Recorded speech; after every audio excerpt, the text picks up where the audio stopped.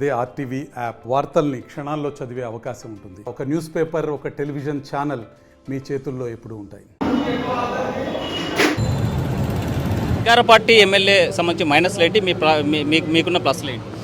అధికార party MLA first point వచ్చి she is not educated. ఆమెకి ఆఫీసర్స్తో ఎట్లా మాట్లాడాలా, పనులు ఎట్లా చేయించాలా అని అట్లాంటివి ఏమి తెలియదు. పోయినసారి మేము 250 కోట్లు పెట్టి 68 చెరువులు డోను, ఇంకా దేవనకొండ, ఇంకా పత్తికొండ కాన్స్టిట్యున్సీలు, ఈ 3 దాంట్లో 100%గా మనం నీళ్లు ఇప్పియాలని చెప్పి ఏదైతే ప్రణాళిక తీసుకొని వచ్చామో, కానీ ఫైనాన్స్ మినిస్టర్ గారు ఎవరైతే ఉన్నారో బుగ్గన్న, ఆయన చేతిలో ఫైనాన్స్ ఉంది కాబట్టి ఆయన సైడ్ సెక్టర్ మొత్తం కూడా నీళ్లు పారించుకున్నారు. మా సైడ్ సెక్టర్కి వచ్చే లోపల ఈమెకి అవగాహన లేదు.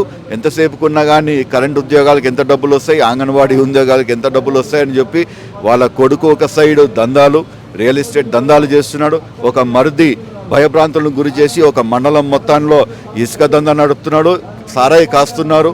ఇంకొక మరిది వెల్దుర్తి మండలంలో విచ్చలవిడిగా పోయి ఆయన ఒకప్పుడు విఆర్ఓ, ఆ విఆర్ఓ అది ముందర అడ్డం పెట్టుకొని అడంగల్లో ఇష్టం వచ్చినట్లు ఎక్కించుకోవడాలు, వాళ్ళ పబ్లిక్ కాడ నుంచి ల్యాండ్ గుంజుకోవాలా, ఇవన్నీ చాలా తప్పుడు వ్యవహారాలు చేస్తున్నారు. మరి పోయినసారి మేము రెవెన్యూ మినిస్టర్ ఉంటిమి.